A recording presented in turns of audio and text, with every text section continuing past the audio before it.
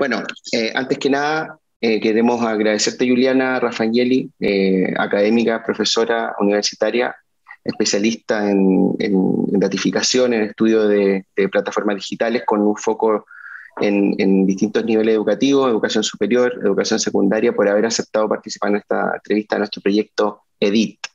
EDIT se llama, es la sigla de nuestro proyecto recién inaugurada hoy. Así que con Judith Jakovskis estaremos dialogando contigo y la idea es que tú guías el discurso y los focos de interés los pongas tú de los temas que te vamos a abordar. ¿Vale? Judith, si quieres comienza tú. Vale, a mí me gustaría si pudieras empezar como contándonos un poco cómo empezaste tú en el mundo de la investigación en datificación y en plataformas digitales. ¿Qué fue lo que te hizo entrar en este ámbito de investigación? Bueno, yo entré por el lado del Open Data en la investigación. ¿Por qué? ¿Qué pasaba? Me empiezo a dar cuenta que hay toda una discusión naciente, más o menos alrededor del 2014, 2015, hay una discusión naciente sobre la importancia de producir datos abiertos de una cierta calidad como parte del profesionalismo del investigador, como parte de lo que se llama una digital scholarship que ya no está solo asociada con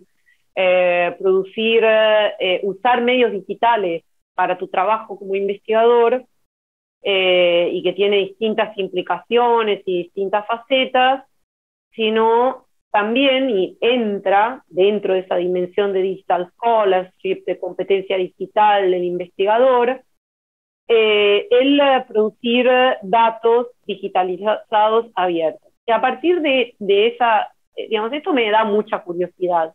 Digo, a ver, ¿a qué se refieren? Empiezo a analizar todo el debate sobre ciencia abierta, sobre cómo se producían los datos abiertos, qué tipos de datos abiertos, qué problemáticas de producción de datos abiertos había. ¿Por qué? Porque también otra cosa que a mí siempre que atraviesa todas mis investigaciones es el aprendizaje profesional. Entonces mi pregunta era cómo y por qué los investigadores se interesan por cultivar un aprendizaje profesional alrededor de los datos abiertos, ¿no? El aprendizaje profesional es un campo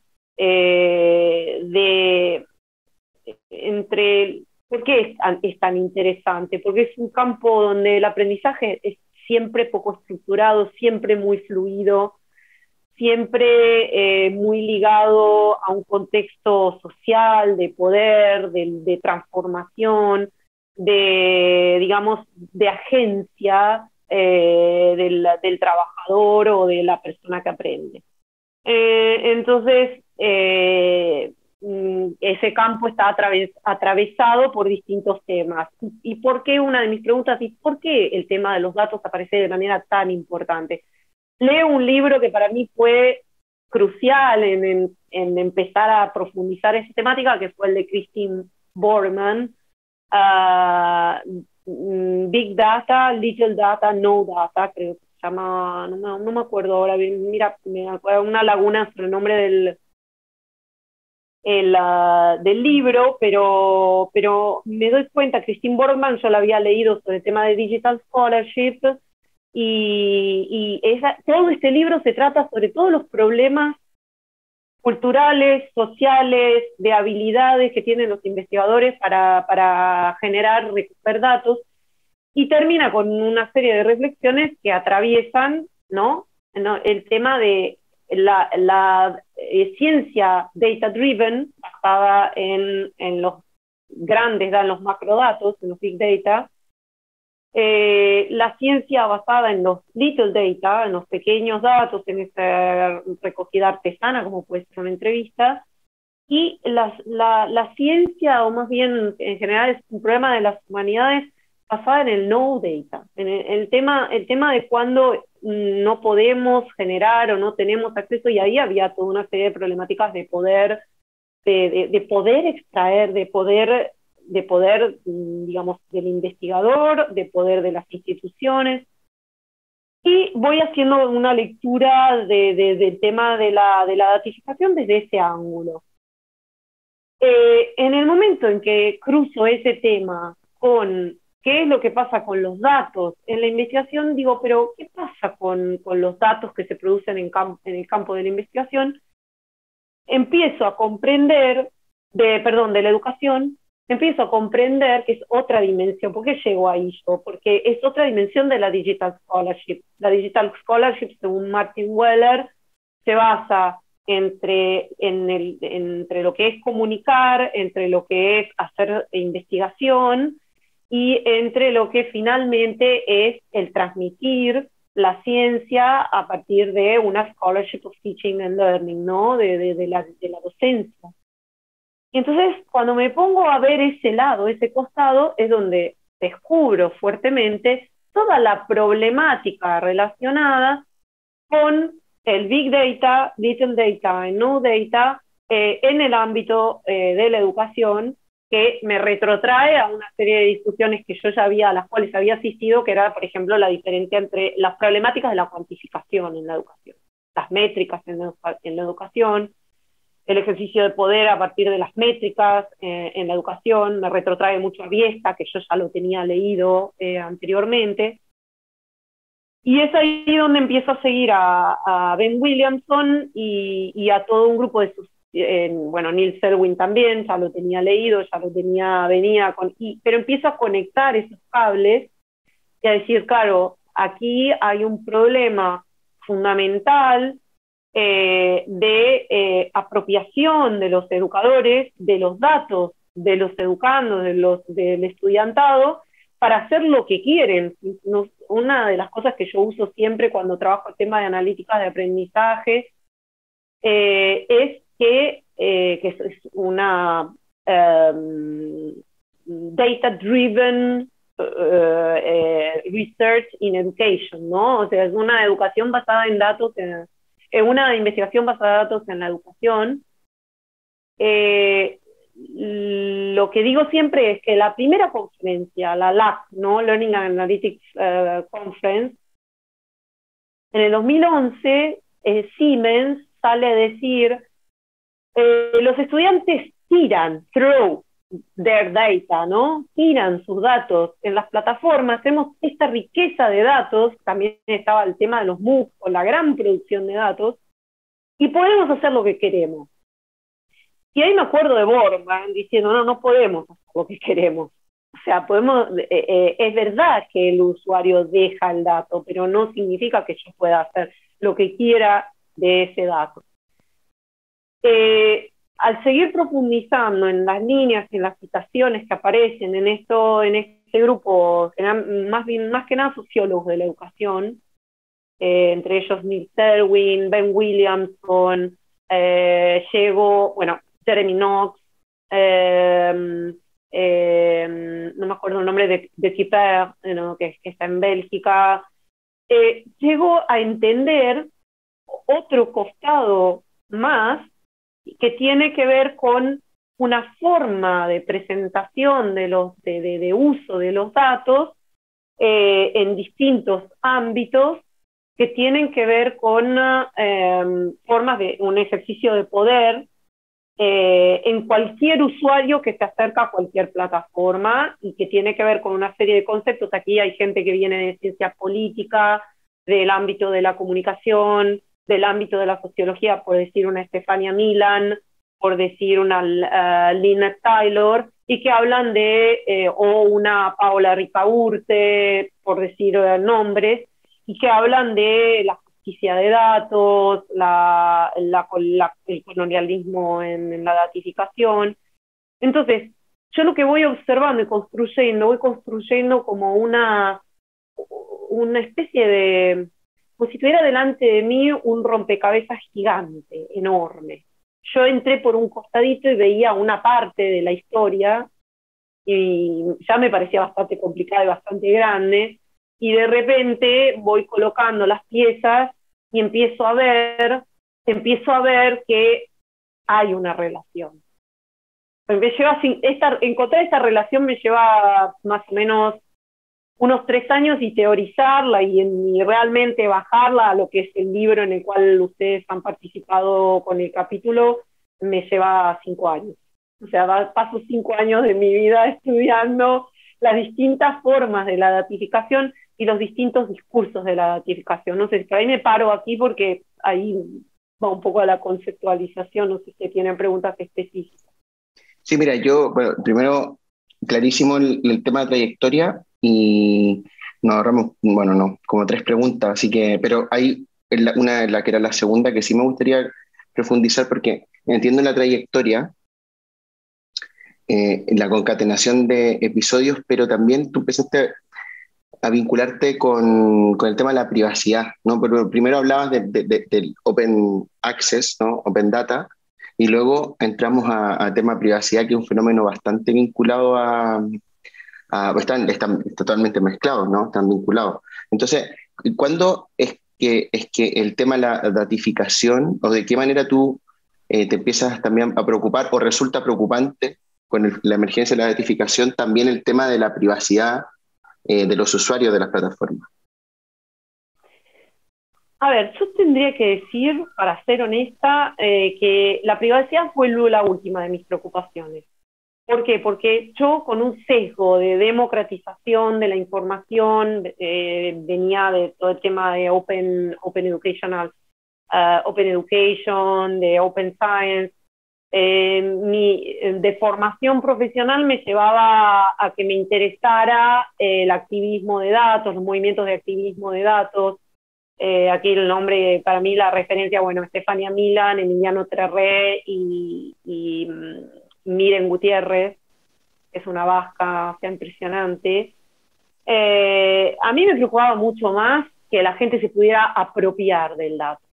Es decir, a mí el dato yo lo veía como un espacio de posibilidad para el empoderamiento y todavía más, o todavía mejor para la co-creación, para la generación de escenarios de participación cívica ciudadana, el control ciudadano.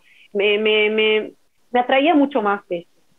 Sin embargo, me empecé a dar cuenta a partir de la lectura y del que justamente no todo el dato puede ser abierto, y sobre todo el dato que es capturado de manera inconsciente para el usuario, nadie lo puede usar. No lo pueden usar ni las grandes empresas privadas, ni lo pueden usar los investigadores.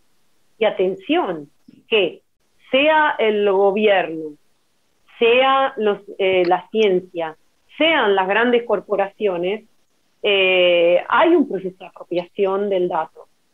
Hay un proceso de ofuscación, o sea, de oscurecer al usuario final qué cosa estoy haciendo yo, si estoy capturando datos, y sobre todo qué voy a hacer yo después con ese dato. Y eso sí que me preocupa. Eso sí que yo lo veo como un espacio de injusticia social, y ahí es donde me empiezo a preocupar por el tema de la justicia social relacionada con el uso de los datos y los alfabetismos que son necesarios para que haya justicia, para que no haya injusticia, y para que se generan espacios de justicia social. Es ahí donde aparece, atraviesa el tema de la privacidad. ¿Por qué a mí no me atrae tanto el tema de la privacidad? Porque yo el tema de la privacidad muchas veces lo veo ideológicamente ligado a una concepción liberalista, individualista del mundo, donde lo mío es mío y queda de mi persona, y no quiero que nadie más lo use, ni quiero, porque es mío. En realidad yo creo que si fuéramos capaces, si fuéramos, en mi concepción final, yo creo que los datos pueden surgir de un espacio privado, pero pueden pasar a un espacio público, ¿sí? Y en ese espacio público es donde está el potencial de los datos de convertirse en algo más. Lo que no es posible bajo ningún concepto es que ese dato privado, ese dato de privado, de la identidad de la persona que está detrás, la persona quitada de ese dato generado, sea usado con los intereses, según los intereses de otro, de quien tiene la capacidad de elaborar ese dato. Para decirlo de manera más clara, hoy por hoy la peor forma de usufructuo del dato, de privación de su identidad, de separación del usuario final, lo hacen las corporaciones, las grandes Big Tech. Tengo que decir que yo aprendí más bien tarde sobre este tema. Es decir, yo llego al tema de las grandes corporaciones y nada con el COVID. Con el COVID me es evidente, pero con el primer mes de pandemia, cuando empiezo a ver que Google se proponía alegremente a todas las escuelas y que nadie pensaba en qué tipo de infraestructuras digitales estaban consumiendo, vuelvo a Borman y a su Big Data, Little Data, No Data, digamos, nadie estaba pensando en nadie piensa en cuáles infraestructuras digitales pastamos como ovejitas. Vamos como ovejitas, ¿no? Comiendo su pastito, ay, qué bien, aquí hay pastito verde, y no importa que ese pastito verde esté al lado de un precipicio. Quiero decir, no nos han. Yo como educadora, en el 2008, 2007, creía, esto aparece en muchísimos discursos en la literatura, creía que lo correcto era dejar de lado la cuestión tecnológica, dejar de lado la infraestructura tecnológica y volcarme a la libertad del cloud, ¿no? Porque la primavera árabe, acordémonos de todos los discursos, con mucha autocrítica, bueno, tal vez ustedes tienen 10 años menos que yo no sé si vivieron tan intensamente esa etapa del web 2.0 y la libertad y la personalización y el no sé qué, y haz lo que quieras porque puedes hacer lo que quieras con poco esfuerzo. Yo me pongo en primera persona porque no voy a decir, no, yo estaba a un costado mirando, y no, yo era un educador y me parecía fabuloso todo lo que se podía hacer al margen de un técnico que me estuviera diciendo cómo yo tenía que usar una plataforma y era el discurso de Downs, de Stephen Downs, era el discurso de todo el movimiento canadiense, de educación a distancia, libertad total del usuario. No sabíamos qué precio estábamos pagando esa libertad y lo descubrimos hace 5 años con Cambridge Analytica. Mientras tanto, las Big Tech fueron caminando con mucha potencia en el usufructuar, en el convertir eso en algo, digamos, el convertir ese precio que nosotros no sabíamos de estar pagando, en convertirlo en algo redituable.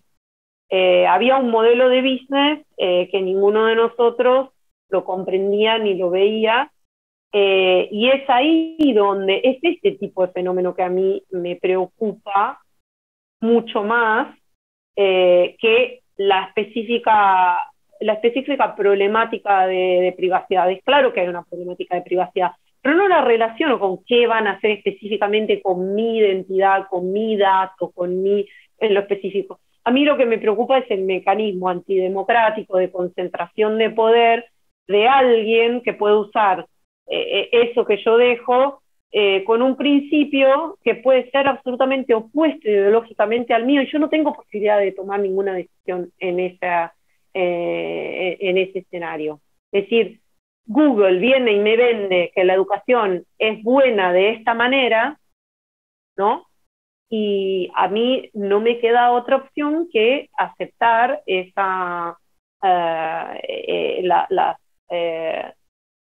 producto Google dentro del cual vivo. También, atención, no es que lo hacen solamente las grandes corporaciones, hay una apropiación del dato en la administración pública y hay una apropiación del dato también de parte de los investigadores.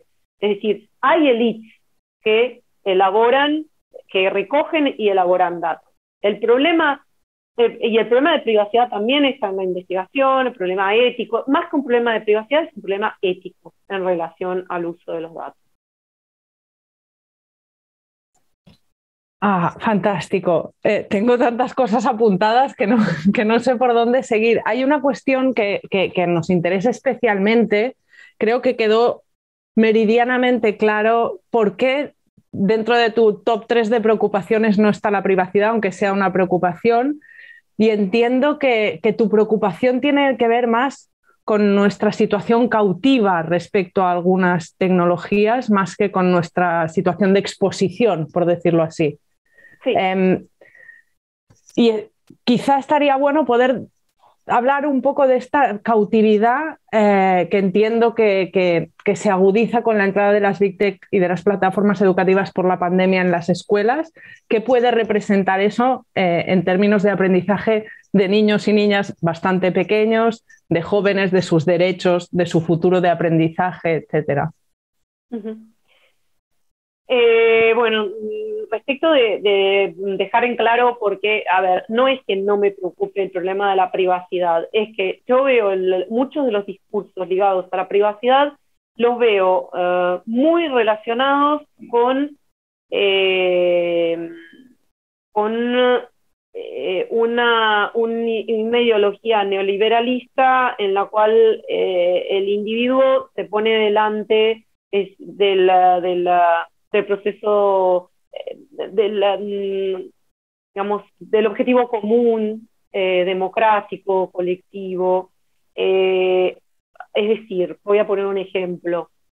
Si por privacidad yo no quisiera compartir ninguno de mis datos, porque son míos y porque, digamos, no quiero de ninguna manera que nada que tiene que ver conmigo salga a la luz, ni siquiera de manera en la cual se trate de preservar, obviamente, mi identidad. Porque una cosa es la revelación de la identidad y otra la privacidad. Sí que estaría como bloqueando, imposibilitando una fuerza creativa alrededor de la agregación de esos datos. Cuando yo tengo los datos de varios, pero lo que es fundamental es que mi gesto en relación a mis datos sea un gesto de donación. Ahí veo la privacidad. Mi privacidad tiene que permitirme decidir de mantener mi identidad, lo que es mi esfera de vida fuera de una esfera pública o colectiva, que yo pueda tener decisión sobre eso, y en eso el GDPR da un paso enorme adelante, pero tenemos que seguir trabajando por eso. Pero por el otro lado es importante que el usuario entienda que un posicionamiento como donador de datos, como un data donor, ¿no? Puede dar lugar digamos, a operaciones creativas, a generación de información relevante, a generación de servicios, de productos de inteligencia artificial que podrían ser beneficiosos para una sociedad humana.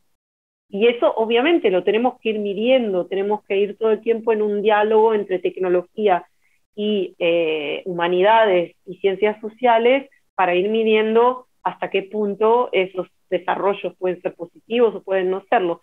Pero de nuevo, para mí es importante que el individuo esté suficientemente alfabetizado para entender que puede elegir de no dar sus datos o de retener sus datos, o puede elegir en un contexto de seguridad de dar sus datos para que haya un ejercicio creativo de parte de otros. El problema después es qué tipo de ejercicio creativo. No sé si con eso me explico. Respecto del tema de niños y la segunda pregunta, niños y niñas y plataformas, ¿cómo está el escenario hoy por hoy? Es decir, en la situación en la que nos encontramos, el efecto de las plataformas puede ser bastante grave. ¿Por qué? En primer lugar, porque los educadores no están suficientemente conscientes de qué tipo de ecosistemas informativos y digitales están utilizando. Es decir, yo estoy en contacto con colegas académicos que no entienden si están usando un documento en Google o un documento en cualquier otro lugar, es decir, que no saben leer un URL, dónde me lleva ese URL, que no entienden en qué server están yendo a terminar mis datos, que no entienden dónde están colgando un vídeo, si lo están colgando en YouTube abierto, si está abierto, dónde, o si está privado, o si...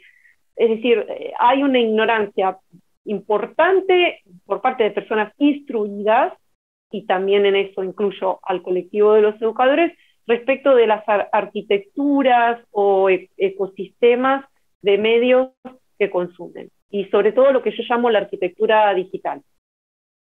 Es decir, vuelvo a un ejemplo concreto, hablaba con una asistente investigadora de investigación esta semana, estábamos editando un aula, y me pregunta, bueno, pero lo ponemos en Google Drive, ¿para qué lo vamos a colgar del repositorio institucional?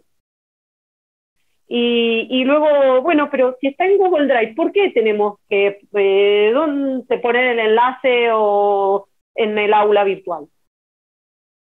O sea, es decir, hay un desconocimiento, y aquí es donde ese es un mensaje fuertísimo que se estoy tratando de dar en todas las capacitaciones, en las formaciones.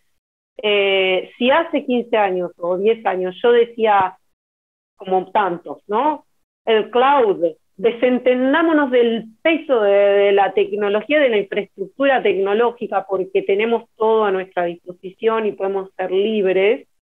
Hoy digo, volvamos a revisar la infraestructura tecnológica y estemos muy conscientes de qué infraestructura tecnológica usamos. Volviendo al tema de la escuela, si los educadores no son conscientes de qué infraestructura tecnológica usan, los niños van a terminar con sus identidades, con sus digamos, interacciones con esos medios, van a acabar en cualquier lado, ¿no? O sea, van a acabar en el prado que está al lado de las plantas carnívoras, por poner usar un ejemplo, una metáfora un poco desgraciada, pero quiero decir, con esto yo no quiero decir que Google sea, digamos, o que las GAFAM sean monstruos. Son estructuras humanas, instituciones que han tenido un crecimiento, que han tenido una recepción, que se comportan como un sistema de actividad con sus objetivos en un contexto que favorece ciertos comportamientos, es decir, comportamiento de ganancia, de provecho, digamos, de competición, de obtener todo lo que puedo, y de generar sobre todo mucho dividendo o provecho, ¿no? Profit, ¿no?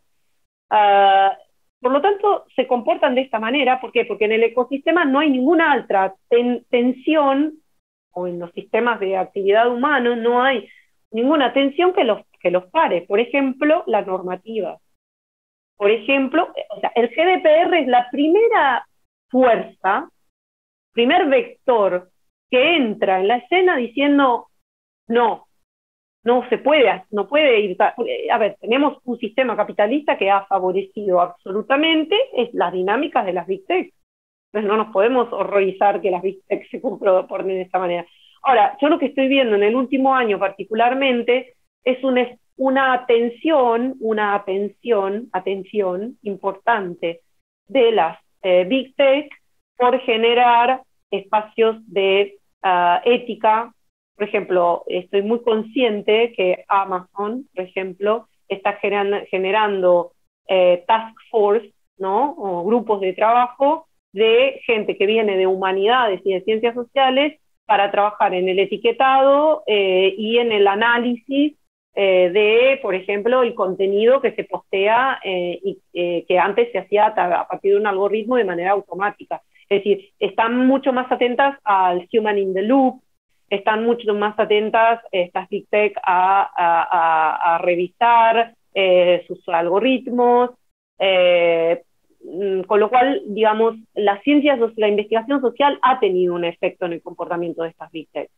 La normativa ha tenido un efecto en el comportamiento de estas Big Tech. Y estas Big Tech lo que tienen es un poder impresionante de generar know-how que media el comportamiento del usuario final. Es decir, yo educador, entre armarme un server, cargar Moodle, cargar por ejemplo, creo que se llama OnlyCloud o MyCloud, para hacer una nube propia, y hacer toda una serie de operaciones, y yo no tengo un conocimiento informático, no lo puedo hacer. Entonces, uso lo que el sistema me ofrece fácilmente. Ahí va a haber que lo que es seguramente inadmisible es la cuestión del monopolio, y lo que tiene que haber es una puja de fuerzas de ecosistemas tecnológicos alternativos en la escuela, en los cuales los educadores tengan absoluta conciencia y además agencia, es decir, que tengan capacidad de decir, yo quiero o permito que esto entre, porque lo puedo negociar, porque tengo conciencia, porque creo, porque, digamos, he discutido a partir de las familias, de que no va a haber un daño, o bien elijo, digamos, tengo una posibilidad de elección, ¿no? Y tengo conciencia de lo que voy a usar. Respecto de las Big Tech, en un contexto de capitalismo que favorezca el provecho, el impacto va a ser siempre, como se ha demostrado en los últimos años, a una tendencia a una economía de la atención, es decir, a automatizar procesos, a decir que estos procesos facilitan al usuario final en su enseñar del lado docente y en su aprender del lado del estudiantado, del alumnado. ¿Cuál es el efecto de eso? Es, por un lado, la desprofesionalización del docente, porque todo está empaquetado, todo está hecho, todo es bonito, todo es glossy, ¿no? Y entonces uso lo que está y no pienso más. Y además es el mismo efecto que tuvo el libro de texto hasta hace, bueno, que probablemente sigue teniendo. Y por el otro lado, el impacto sobre el niño es que hay alguien desde una corporación que toma una decisión sobre los comportamientos que son deseables en un proceso de aprendizaje. Es decir, que tú respondas rápidamente a una tarea cargada en un sistema online, en una clase virtual. Que tú participes en un juego, ¿no? Dojo Class. Que tú participes en un juego y que tengas colecciones muchas fichas. Es decir, se va a dar un mensaje al alumnado sobre qué está bien y qué está mal, que no va a estar mediado por los valores de la escuela, del docente, de los padres, va a estar mediado por la plataforma que yo use. Entonces, yo docente tengo que tener muy claro si utilizo Dojo Class. Lo utilizo hasta un cierto punto y luego integro ese sistema con otras esferas y otras áreas en las cuales, como dice mi amigo Pablo en su reciente capítulo publicado, no todo tiene que ser digital. Tenemos que empezar a cultivar las esferas de lo no trazable, lo que vuela en el viento. Porque además nos hemos obsesionado con tener todo grabado. Por ejemplo, yo participo en Zoom, en los cuales se dice eméritas estupideces, y todo tiene que ser, no, y estás grabando, y tenemos el vídeo, después nadie se mira todo eso, pero hemos caído en una cosa que todo tiene que quedar guardado, registrado, colocado, puesto en algún lugar, y eso nos está impidiendo convivir con la idea de caos, la idea de, digamos, de que no todo puede ser cristalizado ni ordenado. hay efectos que son, y que eso hace a la inteligencia humana, la capacidad heurística de desmadejar y tejer en el momento, sin tener una estructura detrás, pautada. Eso, bueno, creo que Giorgio Agamben lo ha discutido muy bien en relación al COVID, la obsesión por tener todo pautado, controlado, numerado, metrificado, medido, lo que sea. Eso no tendrían que hablar conmigo, tendrían que hablar con probablemente con la Marina Garcés, sobre el porqué filosófico de esta cuestión de tener todo en la plataforma, de que todo quede trazado, todo quede, ¿no? Tenemos que tener el coraje y la valentía de poder usar espacios no digitales. Y dejar que vuele al viento lo que hagamos ahí. Súper, súper claro. A mí me gustaría conocer tu opinión. Está muy conectado. Después vamos a trabajar, o sea, vamos a tocar de nuevo el tema docente, a pesar que lo abordaste con contundencia, como siempre. Pero hay una pregunta técnica que siempre me gusta hacerte y me encantaría que ahora, perdón por la repetición de la pregunta, siempre te la hago, pero es que la explicas súper bien y creo que, mm, que es esencial para comprender un poco los riesgos, porque más allá de las alarmas hay un tema técnico, ¿no? La pregunta así bien directa es, ¿realmente realmente se hace modelación de conducta o se puede influir en la conducta a través de la modelación y de algoritmos con los datos generados por la navegación de los usuarios en plataformas digitales en la escuela? O sea, realmente ese es el interés, realmente esto se hace y realmente este es el interés que tienen las Big Tech para entrar a la escuela. O sea, entiendo, Juliana, y esto me salgo un poco de lo estrictamente metodológico para no hacer la pregunta larga, pero entiendo que este discurso ideológico lo tenemos, este posicionamiento crítico lo tenemos, pero yo te lo pregunto a nivel técnico. ¿Realmente tú crees que las Big Tech ven en las escuelas una mina de oro donde ir a extraer mineral para utilizar datos y crear conducta humana? Si es así, o sea, bueno, más allá de tu opinión, ¿cómo se hace esto para los que no manejamos en este ámbito? A ver, yo soy una psicóloga con una formación bastante fuerte en psicometría, con lo cual he trabajado y trabajo con formas de cuantificación del comportamiento humano y tal, pero no soy una computer scientist. Por lo cual me voy a referir a investigaciones, por ejemplo, Ben Williamson tiene toda una serie de ejemplos muy claros entre el grupo de gente que trabaja en este tema, de cómo Dojo Class, La Person,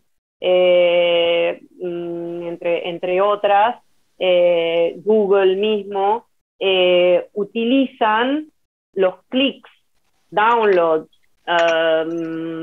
interacciones sexuales con Natural Language Processing, ¿no? Cómo se utilizan estos datos para generar servicios relacionados con, por ejemplo, analíticas predictivas, prescriptivas, es decir, bueno, yo misma trabajé en un proyecto de elaboración de analíticas, por lo cual sí te puedo decir que lo que se hace es tomar los datos, los pool de datos enormes que deja un estudiantado al usar un Google Classroom, al usar un libro virtual de la persona, al usar el sistema de gamificado de la Dojo Class, y a partir de eso se tipifica, ¿no? el comportamiento. Por ejemplo, el estudiante que tiene el mejor rendimiento, variable de puntaje final en el proceso de aprendizaje, responde más rápidamente, descarga en la primera semana los materiales. Entonces esas son todas variables que se utilizan para, con distintos mecanismos, como el Machine Learning, que son, digamos, procesos sumados de regresión lineal, son regresiones en cadena, o en las redes neuronales, o Natural Language Processing, ¿no? Que sirve para hacer como clusters y entender, por ejemplo, cómo, digamos, el contenido, cómo se relaciona, anticipar ciertas correlaciones de palabras en ciertos partes del discurso, cómo se relacionan con otras. Toda esta caracterización, tipificación del comportamiento humano en una plataforma se convierte después ¿en qué? En un dashboard, ¿no? Has llegado hasta aquí, atención. Si no llegas la semana que viene, no vas a aprobar el curso, ¿no? Entonces, los dashboards que informan sobre cómo un estudiante está avanzando, o que dan feedback, o los chatbots que se basan en la anticipación de patrones de comunicación, de interacción, es decir, sí que las empresas privadas, EdTech, favorecen el uso gratuito de sus productos, por ejemplo, Dojo Class, Google Classroom, favorecen el uso gratuito porque de esa manera tienen campos experimentales inmensos desde donde capturar datos y elaborar, digamos, productos que orientan el comportamiento del docente y el comportamiento del alumnado. Ahora bien, la realidad también es que muchos de estos productos fallan bastante en sus objetivos, gracias a Dios, o no sé, al destino humano, y por lo tanto los docentes, el cuerpo docente y el estudiantado tienden como a hacer el gambling, ¿no? El game the system, en el sentido, a ver, mira, me está diciendo que tal, bueno, sí, apágalo, ¿qué te importa? O sea, quiero decir, se tiende como también a tener un comportamiento de resistencia o de como confundir al algoritmo. Es decir, hay una reacción del humano respecto a esta entrada de lo post-digital en su vida, ¿no? Desde pequeños, también sobre esto hay literatura, los niños aprenden a gambetear al sistema, desde pequeños. Es decir, que no es que somos totalmente controlables. Lo que para mí es mucho más preocupante es cómo nos habituamos, porque este es un fenómeno mucho más social, psicosocial y sociológico, que no un producto de los esfuerzos de los computer scientists, ¿no? Por controlar el comportamiento. ¿Y a qué me refiero? Que cuando yo uso por 15 años, o 12 años, dentro de un sistema educativo, una plataforma como Google Classroom y Google Drive, cuando salgo, y Microsoft Word, Windows, cuando salgo, no hay otro mundo que ese. O sea, no me la compliques. O sea, toda mi vida comí hamburguesa, comí medios fast food, ¿no? Eso lo dice Cristóbal Cobo. Consumí medios fast food. ¿Por qué voy a tener que salirme de ahí? ¿Y qué tengo que probar? ¿Que existe otra cosa? ¿Qué me importa? No sé, no es mi problema. Quiero decir, para mí es mucho más preocupante el fenómeno de assuefacción, ¿cómo se podría decir?, de acostumbramiento a ciertos medios, lo que implica que yo empiece a entender la tecnología en general como, por ejemplo, en lugar de decir uso el buscador, googleo. En lugar de decir comparto el documento, bueno, hacemos un Google Doc. Bueno, te mando un Google Form. Es decir, digamos, sería como un fenómeno de sinécdoque, ¿no? Sería como, digamos, toman la parte, este producto, se toma el nombre de todo. El producto de la Big Tech aparece, digamos, condiciona mi voluntad de ir más allá de ese producto. Y eso es mucho más preocupante por el momento que todos los sistemas de nudging, ¿no? Todos estos sistemas de recomendación, porque por ahora son un poco tontos. Por ahora estos sistemas de recomendación, de dashboard y todo son bastante tontos, y además culturalmente bastante sesgados, por lo cual muchas veces los hacen con mucha buena voluntad colegas americanos, y cuando llegan a América Latina o a los países mediterráneos, bueno, la cultura existe, con lo cual yo no le veo ninguna utilidad a ciertas cosas que me presentan algunos dashboards. ¿Por qué? Porque tenemos una cultura de la educativa completamente distinta. Eso podría cambiar, ¿eh? O sea, a medida que la inteligencia artificial mejora, avanza o se desarrolla, podrían llegar a tener sistemas mucho más refinados. O sea, por ejemplo, los algoritmos utilizados en las redes sociales es real que controlan nuestro comportamiento, es real que condicionan nuestros estados de ánimo y nuestra intención de consumir algo o de mirar algo, y del tiempo que pasamos. Por el momento en las plataformas de aprendizaje eso no es tan claro.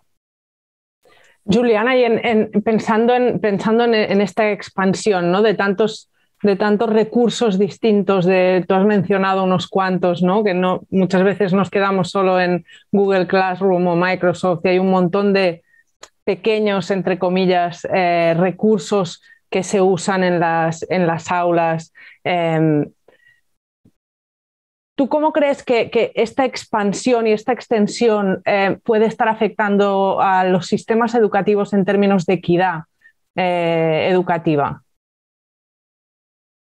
Bueno, en principio es claro que quien está en una condición social y cultural de acceso a medios diversificados. A ver, se repite el fenómeno de la casa, de la familia, que tiene una biblioteca en casa y un nivel de formación de los padres respecto de quien no lo tiene. Es decir, es mucho más fácil que un chico que viene de una casa donde hay una biblioteca, donde hay unos padres que se informan, que hacen un cruce de informaciones y tienen un enfoque crítico hacia el uso de las tecnologías, desarrolle también una visión crítica de las tecnologías. Mientras que en una casa donde, digamos, no hay esa posibilidad de enfoque crítico de la tecnología, sean mucho más víctimas de este tipo de fenómenos que yo planteaba pensar que ese poco al que yo tengo acceso es el todo de los sistemas digitales y tecnológicos a través de los cuales vivimos.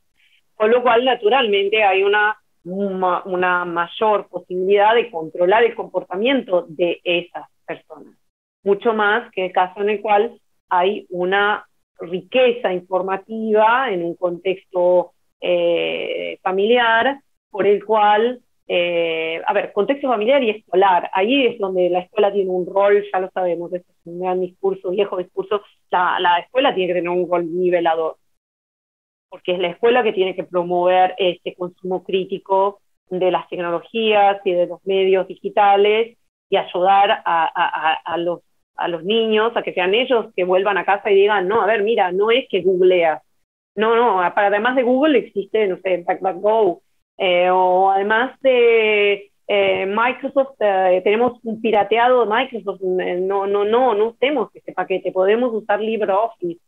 Hay alternativas para quedarnos dentro de ese viejo discurso de los promotores del software libre. Es participar de una cultura de la legalidad era un viejo problema, y hoy por hoy el problema es participar de una cultura en la cual yo elijo hasta qué punto cedo mis datos. Estoy consciente que estoy cediendo mis datos, estoy consciente de que tengo derecho a pedir esos datos o a no cederlos. El otro problema, también esto es una cuestión de equidad importante, es que obviamente los países y los gobiernos que tienen mayor penuria democrática, económica y democrática, van a usar los medios más fáciles Es decir, van a usar el know-how que da una Big Tech y eso va a implicar que se hagan muchos más experimentos y se viole mucho más la privacidad respecto, en el caso de los países del sur global, que no en el caso de los países del norte global, donde, por ejemplo, el caso de Europa ha sido protegida y es protegida por una serie de reglamentaciones, por ¿no? el Internal Data Protection Regulation, que justamente ha generado una situación de mayor protección del ciudadano europeo. Juliana, estamos en presencia del fenómeno de plataformización con una connotación negativa. Y esa connotación negativa demuestra que, o da a entender que algo se pudo haber hecho de manera diferente, ¿no? Algo se nos pasó de encima. Entonces, poniendo el foco ya más en el sistema educativo, más allá de entendiendo que el foco tuyo de trabajo estaba en educación superior, pero situado en el sistema educativo en su conjunto, incluyéndola, por supuesto, ¿no? Pero también las escuelas, ¿qué se puede haber hecho desde el Estado para que, desde el propio sistema educativo, para que el fenómeno de plataformización, bueno, el de datificación, no generara esta percepción tan negativa a raíz de lo que os contaba, ¿no? ¿Qué aspectos desde el Estado, por ejemplo, se echan en falta, se podría hacer? ¿Qué están en debe el Estado, el sistema educativo en sí? Bueno, es complejo. Yo siempre bueno, en el libro que espero salga, donde está vuestro capítulo, tengo todo un apartado donde hablo de complejidad. Porque aquí hay más una cuestión de tensiones políticas y de políticas de digitalización. Durante, como decía, los años, yo asistí a la transformación digital de 3 universidades italianas. Y en estas 3 universidades italianas la decisión fue el cloud, pero porque era la línea de trabajo. Pasemos, inclusive desde Europa, pasemos al cloud, la nube, como si la nube no tuviera una existencia corpórea. Eso es cómo funcionan las metáforas en la construcción social del conocimiento. La nube daba una sensación de cuestión, ¿cómo se dice? De ligereza, ¿cómo se podría decir? Leggerezza, no me viene el término en italiano, de inmaterialidad, ¿no? De inmaterialidad que no era tal, porque las nubes tienen, esto lo dice muy bien Kate Crawford en su libro, o sea, las nubes tienen una presencia física de cantidades de servers que consumen muchísima electricidad en partes del mundo, como Suecia, como Alemania, como Silicon Valley, entre otros, que tienen estas estructuras. Entonces, esta idea del cloud, a esta idea del cloud le faltó una visión, y luego le faltó una visión política de qué iba a pasar luego con los datos que fueran al cloud, ¿no? Le faltó la visión política, y faltó también la visión política para decir, favorezcamos microecosistemas digitales, por ejemplo, pymes que organicen, que tengan, y que eso se convierta en una infraestructura interoperable. Yo aquí aconsejaría seguramente la entrevista de algún informático que trabaje en el tema de redes, en el tema de server, tema de arquitecturas digitales. ¿Por qué? Porque lo que sí fue evidente, por lo menos de los que yo he charlado con equipos multidisciplinarios o interdisciplinarios, es que se descuidaron los ecosistemas tecnológicos locales. Hoy por hoy es difícil encontrar ingenieros que sepan trabajar fuera del cloud en, no sé, mantener un server, conectarlo, desarrollarlo a nivel de sistema, ¿no?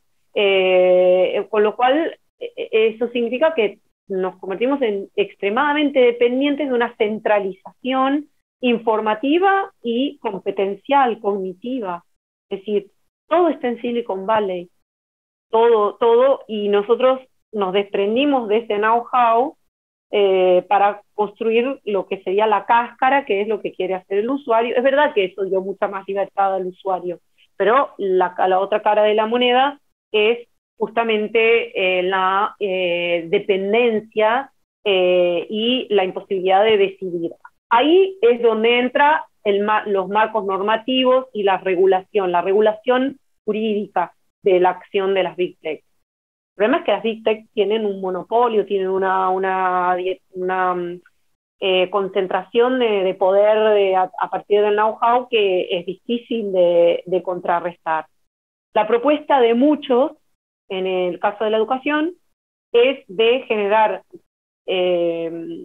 micro ecosistemas locales tecnológicos. Por ejemplo, es la propuesta de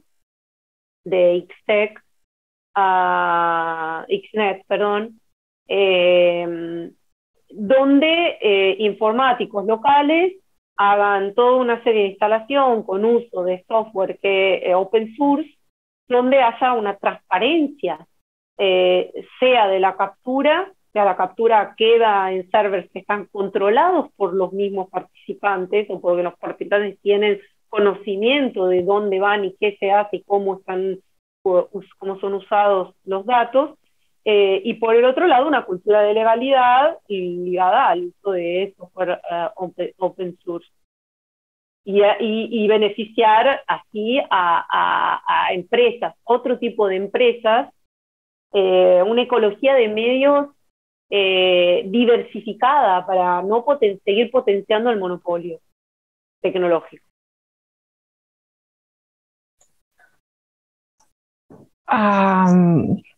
Sigo tirando un poco de este hilo porque creo que es brutal, y creo que liga, la pregunta que me gustaría hacerte liga con una cosa de la que hablabas antes y de la que hemos hablado bastante con Pablo y con otros colegas, ¿no?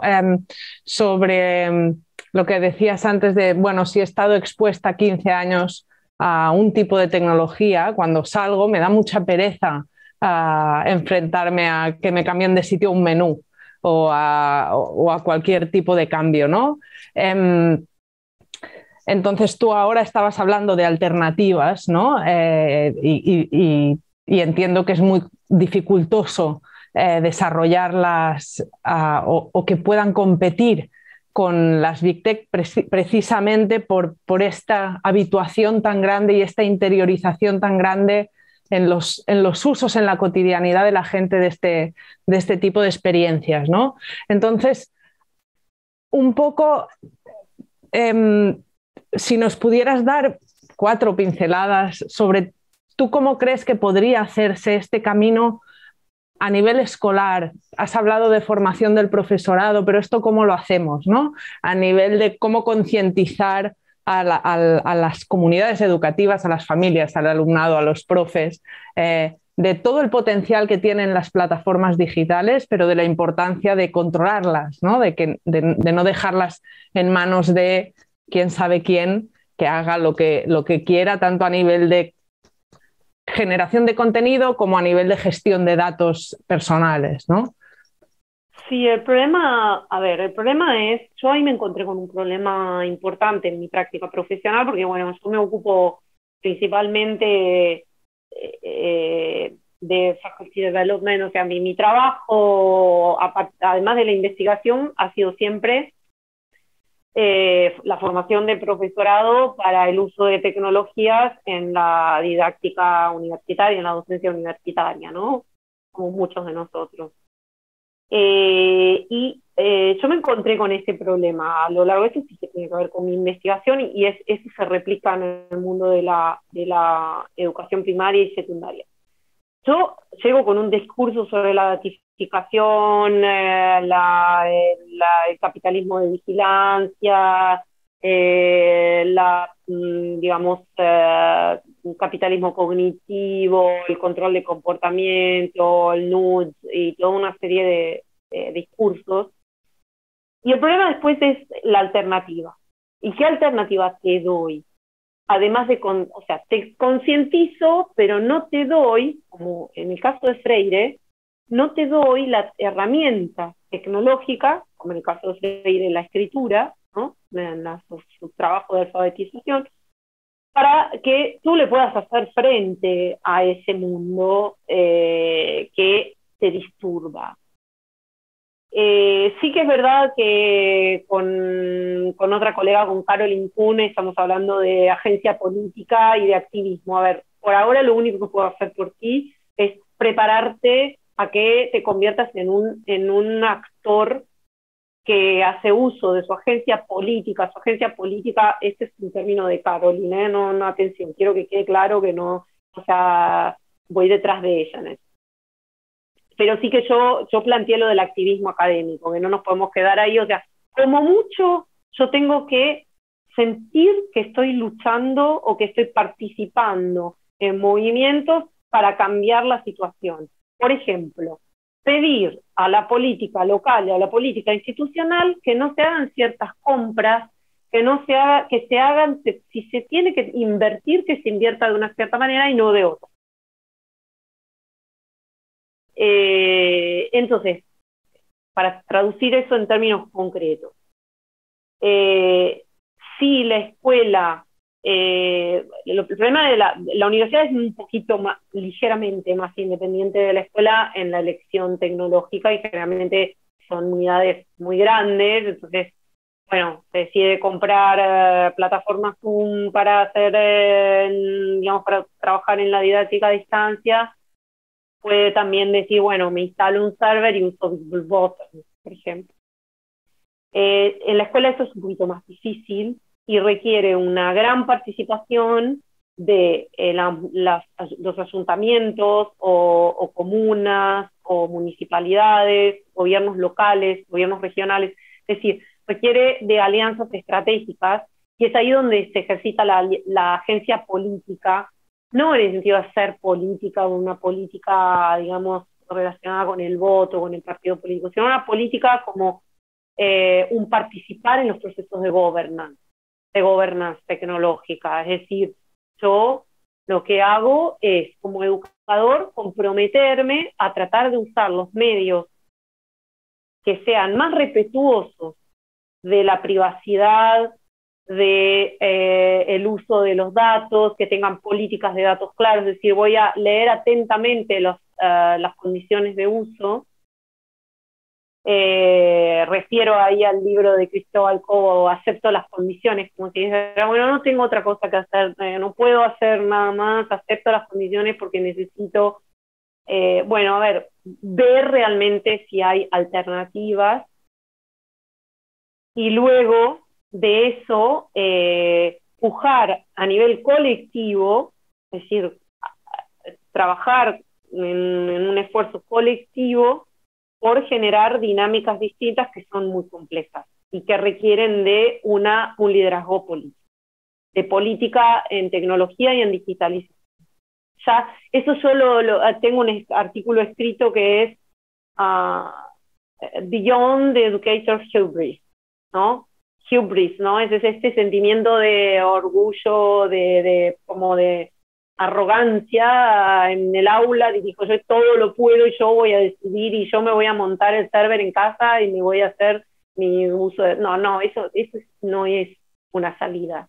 El educador tiene que ser consciente de su limitación profesional y entrar en una dinámica, haciendo uso de su agencia política, entrar en una dinámica de participativa, democrática, de liderazgo de las políticas de tecnologías, para ir saliendo de esta edad oscura, ¿no? El problema es que, bueno, ahí también hay una cuestión de soportación del caos, soportación de lo inestructurado. O sea, estamos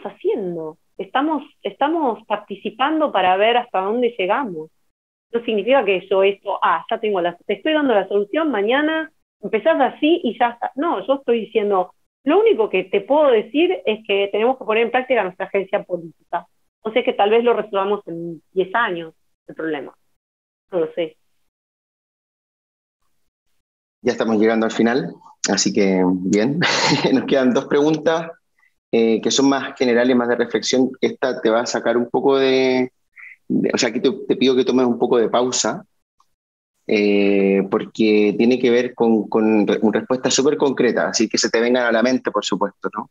Y luego si se te viene más en otro momento que nos las compartas, pero ahora sí se te vienen a la mente. Casos o situaciones que te generen más preocupación, de riesgos manifiestos, y casos o experiencias eh, que se vinculan más a buenas prácticas sobre un tema que tú también has trabajado mucho acá, que es la promoción de un uso justo de los datos de los usuarios que se generan en el sistema educativo, ¿no? Un poco de posibilidades y límites. Buenas experiencias, casos que vale la pena conocer. Te voy a dar un puro caso que yo no conocía y lo digo más que nada para orientarte en la respuesta, aunque la respuesta la tengas tú, pero en una entrevista que hicimos con Cristóbal Cobos la semana pasada, él me decía algo que me pareció que no era así de la escuela, era del sistema educativo. Tú pon el caso donde lo veas, ¿no? Por el foco. Me hablaba que Finlandia recientemente en noviembre había legislado y había decretado una ley donde cada año el 1% de la población iba a ser formada sobre uso justo de datos que se generan en el sistema educativo y que la primera gran, o sea, por ley, me pareció alucinante, ¿no? Después lo me puse a ver y bueno, obviamente Cristóbal no me iba a mentir, pero era cierto, ¿no? Y que el primer colectivo al que se le da prioridad iba a ser al profesorado en formación. ¿Experiencia así tú conoces, te suena algo que valga la pena tener en mente? En primer lugar voy a mencionar el trabajo de mi amiga Caroline Kuhn, porque ha hecho un trabajo fabuloso coordinando. Bueno, había un equipo muy potente, porque hay que decir que las mentes detrás del proyecto está Javier Atenas, estaba Leo Haveman, que son grandes trabajadores de la educación, digamos, activistas de la educación abierta. La servidora estaba también, pero bueno, o sea, había había un Chile potente ahí, porque estaba un Christian Timmerman, que es un filósofo que dio toda una vuelta alrededor de la cuestión de la ética de datos. ¿Y por qué menciono esta experiencia? Porque ella generó un recurso educativo abierto donde participamos todos en la elaboración, en las fases, en los procesos. Fue premiado este recurso educativo abierto por la red GoGN, que es una red de investigación en abierto sobre la educación. Y recibió un premio UNESCO en recursos educativos abiertos. ¿Por qué? Porque es un material que orienta la reflexión a nivel complejo. Ahí fue donde estuve también mi parte, digamos, más en una conceptualización de todas las problemáticas, y entre ellos la data justice. Caroline escribió un material muy interesante sobre data justice, pero con una orientación bien de recurso de consumo. Yo tengo escrito algún artículo, pero Caroline lo que hizo fue un recurso que se pueda, digamos, usar con el estudiantado o con los docentes.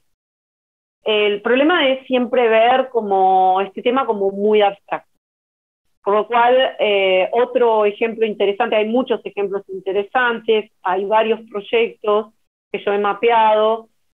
Por ejemplo, We Need to Talk AI es fabuloso, es un documento, como una historieta, un cómic, donde todas las distintas problemáticas y particularidades del desarrollo de inteligencia artificial son tratadas con ilustraciones.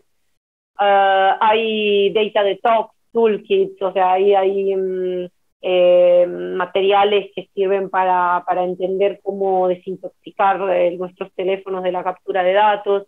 El trabajo de Catherine de Ignacio con su Data Feminism, que tiene, o sea, estoy mencionando todos ejemplos que son toolbox, ¿no? O son de cualquier son instrumentos, conllevan una conceptualización y un instrumento que permite, digamos, comprender y aplicar, ser comprendido y ser aplicado a casos locales, es decir, que pueda ser utilizado dentro de aulas con estudiantado de todo tipo. O sea, porque yo creo que Eso lo hablábamos con el presidente de la Asociación Estadística de Cataluña, el hecho de que hay que cambiar los currículos de enseñanza de estadística, y no es un trabajo de solo estadística.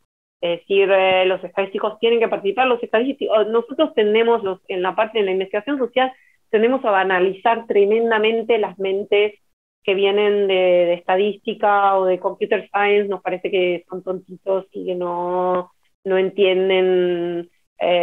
Yo me involucro, es un ejercicio casi autoetnográfico. El artículo ese que viste, que me dijiste, que no sé qué, me puse a trabajar con 3 ingenieros que estaban desarrollando un sistema de inteligencia artificial, y discutimos sobre los alcances, las problemáticas, hicimos entrevistas y todo. El trabajo interdisciplinario nos va a ayudar a entender, a ir entendiendo cómo llevar a las aulas el problema de la data justice. Nadie puede solo trabajar este tema. Normalmente aconsejaría que siempre sea un binomio de data scientist, computer scientist, estadístico y persona que viene de humanidades, arte, ciencias sociales, y los ejemplos que di tienen eso. Y en la escuela aconsejo absolutamente el trabajo interdisciplinario entre profes de matemática, profes de informática, todo el trabajo en la educación al código, atravesado por las problemáticas sociales, y que van desde el problema social, la respuesta del dispositivo, del código, de lo que sea tecnológico, y su impacto posterior, ¿no? O sea, eso tiene que ver con modificar los currículos para no compartimentalizar tanto y pensar que la mente matemática o informática tiene que viajar separada de la mente humanista. No se puede, o no se debería. No sé si respondí. Buenísimo. Es algo más concreto. No, yo creo que estuvo... ¿Didi, Pablo? Sí, no, bien, que súper, que sin duda. Sí, yo creo que estuvo genial, y creo que podemos ya plantearte la última pregunta que teníamos prevista, y que es un poco orientada a que tú nos des pistas sobre qué preguntarnos, ¿no? Es qué deberíamos preguntarnos hoy sobre nuestros datos, sobre la plataformización de la educación. ¿Cuáles son las preguntas pertinentes que tenemos que hacernos como investigadoras, pero también como ciudadanas? No sé, pues yo me hago 7 millones de preguntas todos los días. No soy la persona de una pregunta sola. Yo una de las preguntas que me hago es ¿por qué hay cosas que las venimos hablando de hace, no sé, más de 100 años y resisten? O sea, una de las cosas que yo me pregunto es ¿por qué nos gusta tanto simplificar? ¿Por qué nuestro cerebro continuamente se está esforzando por reducir todo a 2 variables, 2 dimensiones, cuando en realidad hay 700 dimensiones? O sea, ya, no sé, a mitad del siglo pasado, bueno, estaba Edward Snow, creo que hablaba de las 2 culturas y de la necesidad de poner en relación las ciencias con las humanidades, con la literatura. Él tenía una cuestión con la literatura. Y no obstante eso, llevamos todo el siglo XX compartimentalizando el conocimiento. Y a mí me miran como si fuera un bicho raro, porque me encanta publicar artículos. O sea, yo tengo, por ejemplo, el año pasado publicé un artículo con un matemático. Trabajamos él escribió un algoritmo, bueno, no importa la cuestión, pero trabajé con un matemático. Trabajo con físicos. Ahora voy a empezar a trabajar en una investigación con un grupo de físicos. Trabajo con ingenieros, Y cada vez que trabajo con esta gente, ¡paf! O sea, se me abre el cerebro. Obviamente que cuando trabajo con mis colegas de ciencias sociales, siento que me encanta la mente refinada de la persona que viene de ciencias sociales. Me encanta la capacidad analítica de los problemas, no a largo, la visión mucho más macroscópica que tienen las personas con una formación en ciencias sociales, desde el ámbito político, filosófico, bueno, la gente que tiene de filosofía. Y también o sea, mi pregunta es siempre, ¿cuál es mi limitación? ¿Por qué no llego a ver este problema? ¿Qué tipo de persona podría ayudarme a ver el problema? Por ejemplo, cuando me di cuenta que yo venía con mi discurso armadito, empaquetado a los educadores sobre el problema de la datificación y la data justice y no sé qué, y me quedaban mirando y diciendo, bueno, ¿y ahora qué hacemos? ¿Cuáles son las alternativas? ¿No? Para mí sigue siendo fundamental preguntarse cuál es el límite de mi posición personal, profesional y de ámbito disciplinario. Porque al hacerme esa pregunta, yo voy a buscar al otro, a la otridad. Voy a buscar a la otridad. Y voy a construir con esta otridad. Juliana, perdóname un inciso final. ¿Qué preguntas sugieres tú que debiese hacerse un profesor en una escuela sobre el problema de gratificación? ¿Qué preguntas tú le recomendarías a él que se hiciera y que le hiciera a sus estudiantes? 2 o 3, más que nada, para hacer una idea. Bueno, bien concreto. ¿Qué sistemas tecnológicos están en servir, como se dice en catalán, me parece mucho más claro, de que usamos?